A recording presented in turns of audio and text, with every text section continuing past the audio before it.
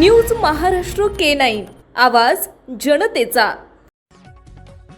बुद्ध पौर्णिमेच्या पाहणीत वन्यजीवांची वाढलेली संख्या, शिंदखेडा जंगल पुन्हा बहरले। शिंदखेडा वन क्षेत्रात वन्यजीवांची चहलपहल वाढली। मोर, बिबटे, हरणांसह हजारो पक्ष्यांची नोंद। वाढत्या उन्हाच्या तीव्रतेमुळे जंगलातील नैसर्गिक पाणी स्रोत आटल्याने वन्यजीवांसमोर पिण्याच्या पाण्याचा गंभीर प्रश्न निर्माण झाला होता। या पार्श्वभूमीवर शिंदखेडा वन विभागाने पुढाकार घेत वन क्षेत्रातील विविध भागांमध्ये जंगली प्राणी व पक्ष्यांसाठी विशेष कृत्रिम पाणवठे तयार केले। या पाणवठ्यांमध्ये नियमित टँकरद्वारे पाणी सोडण्यात येत असल्याने वन्यजीवांना मोठा दिलासा मिळाला असून जंगलातील जैववैविध्यतेलाही नवसंजीवनी मिळते।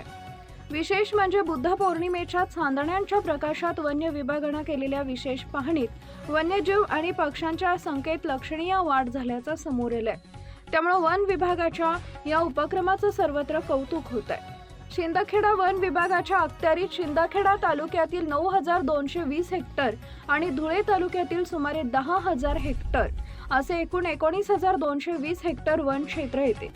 या वन क्षेत्रात अलाणे, साळवे, अंजन, विहिरे, सतारे, शिंदखेडा, खलाने, डांगुर्णे, अक्कडसे, डाबली, वर्षे आदी भागांचा समावेश आहे। पूर्वी या भागांमध्ये गवतही उगवत नव्हते, मात्र वन विभागाने सातत्याने वृक्ष संवर्धन व वन संरक्षणाची मोहीम राबवल्यामुळे आता हे क्षेत्र हिरवळीत परिवर्तित झाले असून विविध वन्यजीवांसाठी सुरक्षित अधिवास बनले।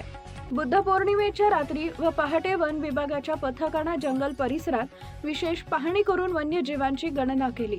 या पाहणीत तब्बल 700 मोर, 650 ससे, 550 तरस, 490 लांडगे, 300 घोरपडी, 150 ते 175 हरण, 150 रानडुक्कर, 150 सांदर तसेच 17 बिबट आढळून आले।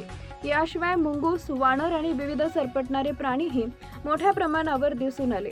तापी नदीकाठच्या परिसरात अजगर आणि मगर आढळल्याची माहितीही वन विभागाने दिली आहे। या पाहणीत 25 विविध पक्षी प्रजातींची नोंद करण्यात आली असून हजारो चिमण्या आढळून आल्याने पक्षी संवर्धनाच्या दृष्टीने ही अत्यंत सकारात्मक बाब मानली जाते।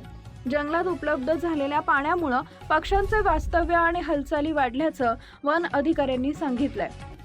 या संपूर्ण उपक्रमात वन क्षेत्रपाल मंगेश कांबळे, वनपाल प्रवीण वाघ, वन संरक्षक निंबा पाटील, एन पठाण, CS बोरसे तसेच वन मजूर धनसिंग गिरासे, जितेंद्र गिरासे, राकेश पाटील आणि छोटू कोळी यांनी महत्त्वाची भूमिका बजावली।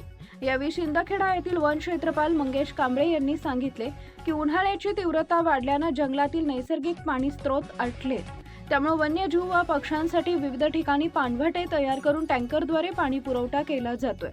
बुद्ध पौर्णिमेच्या रात्री केलेल्या पाहणीत प्राणी आणि पक्ष्यांची संख्या वाढलेली दिसून आली, ही अत्यंत समाधानाची बाब आहे। महाराष्ट्रातील महत्त्वाच्या आणि ताज्या बातम्या पाहण्यासाठी आमच्या न्यूज महाराष्ट्र K9 चॅनलला YouTube वर सबस्क्राइब करा आणि बेल आयकॉन प्रेस करा।